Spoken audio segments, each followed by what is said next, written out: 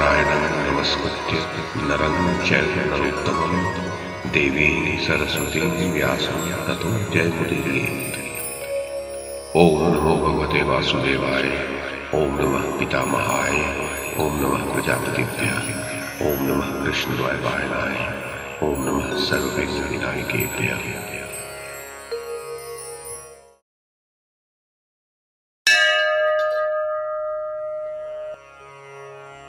वैशंपायन जी कहते हैं, जन्मेजय, शकुनी बोला, विजयी वीरों में श्रेष्ठ दुर्योधन, तुम पांडुपुत्र युधिष्ठिर की जिस लक्ष्मी को देखकर संतप्त हो रहे हो, उसका मैं द्यूत के द्वारा अपहरण कर लूंगा।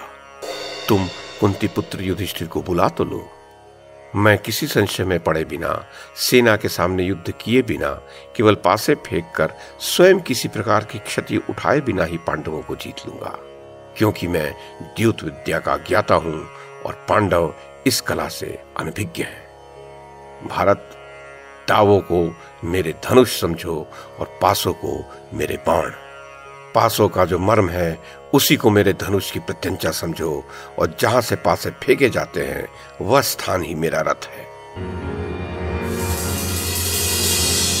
दुर्योधन बोला, पिताजी, ये मामा जी पासे फेंकने की कला में निपुण हैं। ये द्यूत के द्वारा पांडवों से उनकी संपत्ति ले लेने का उत्साह रखते हैं।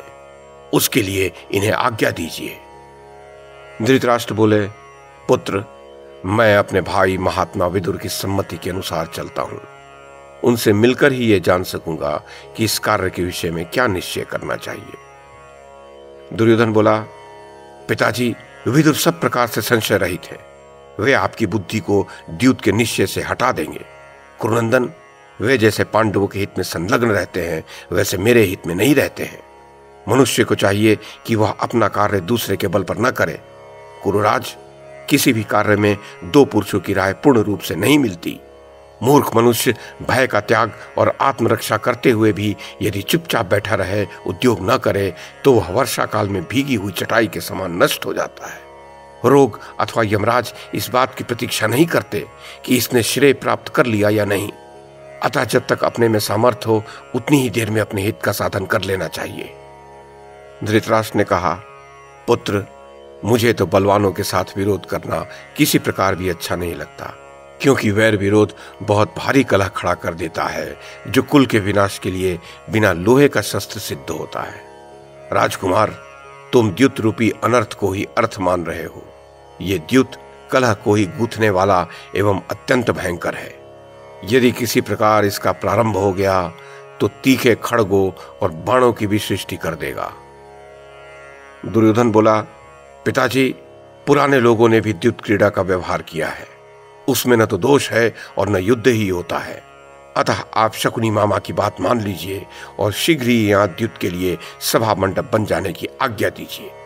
ये द्युत हम खेलने वालों के लिए एक विशिष्ट स्वर्गीय सुख का द्वार है। उसके आसपास बैठने वाले लोगों के लिए भी वह वैसा ही सुखद होता है। इस प्रकार इसमें पांडवों को भी हमारे समान ही सुख प्राप्त होगा। अतः आप पांडवों के साथ द्युत क्रीड़ा की व्यवस्था कीजिए। धृतराष्ट्र ने कहा, पुत्र, तुमने जो बात कही है वो मुझे अच्छी नहीं लग रही, किंतु नरेंद्र, जैसी तुम्हारी रुचि हो वैसा आप करो। द्युत का आरंभ करने पर मेरी बातों को याद करके तुम पीछे पछताओगे, क्योंकि ऐसी बातें जो तुम्हारे मुख से निकली हैं धर्मानुकूल नहीं कही जा सकती। बुद्धि और विद्या का अनुसरण करने वाले विद्वान विदुर ने यह सब परिणाम पहले ही देख लिया था। क्षत्रियों के लिए वही महान विनाशकारी भय मुझ विवश के सामने अब प्रस्तुत हो रहा है।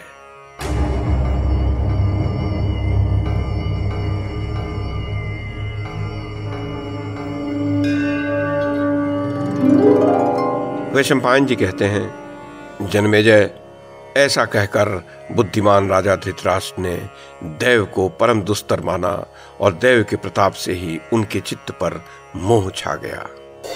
वे कर्तव्य का निर्णय करने में असमर्थ हो गए। फिर पुत्र की बात मानकर उन्होंने सेवकों को आज्ञा दी कि शीघ्र ही तत्पर होकर तोरण स्फाटिक नामक सभा तैयार कराओ। उसमें स्वर्ण और वैदुर्य से जटित 1,000 खंभे और 100 द्वार हों। उस सुंदर सभा की लंबाई और चौड़ाई 1-1 कोस की होनी चाहिए। उनकी यह आज्ञा सुनकर तीव्र गति से काम करने वाले चतुर और बुद्धिमान सहस्त्रों शिल्पी निर्भीक होकर काम में लग गए। उन्होंने शीघ्र ही वह सभा तैयार कर दी और उसमें सब तरह की वस्तुएं यथास्थान सजा दी। थोड़े ही समय में तैयार हुई उस असंख्य रत्नों से सुशोभित रमणीय एवं विचित्र सभा को अद्भुत सुवर्णों के आसनों द्वारा सजा दिया गया। तत्पश्चात विश्वस्त सेवकों ने राजा धृतराष्ट्र को उस सभा भवन के तैयार हो जाने की सूचना दी। तत्पश्चात विद्वान राजा धृतराष्ट्र ने मंत्रियों में प्रधान विदुर को यह आज्ञा दी कि तुम राजकुमार युधिष्ठिर के पास जाकर मेरी आज्ञा से उन्हें शीघ्र यहां लिवा लाओ। उन्होंने कहा, तुम युधिष्ठिर से कहना, मेरी यह विचित्र सभा अनेक प्रकार के रत्नों से जटित है। इसे बहुमूल्य शैयाओं और आसनों द्वारा सजाया गया है। युधिष्ठिर, तुम अपने भाइयों के साथ यहां आकर इसे देखो और इसमें सुहृदों की द्युत क्रीड़ा प्रारंभ करो।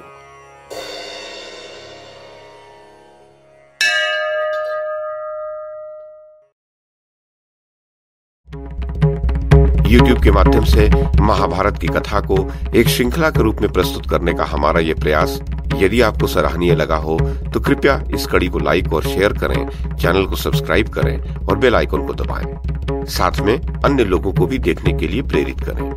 धन्यवाद और नमस्कार।